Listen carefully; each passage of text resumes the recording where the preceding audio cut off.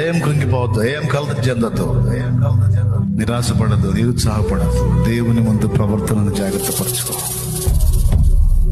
అవిశ్వాసిలాగా ఆందోళనలో బతకొద్దు. దేవుని బట్టి ఆనందంలో బ్రతుకో. నేను కృంగిపోను, నేను కుమిలిపోను. నా దేవుడు ఉన్నాడు. ఆయన చూచుచున్న దేవుడు, ఆయన చూచుచున్న దేవుడు.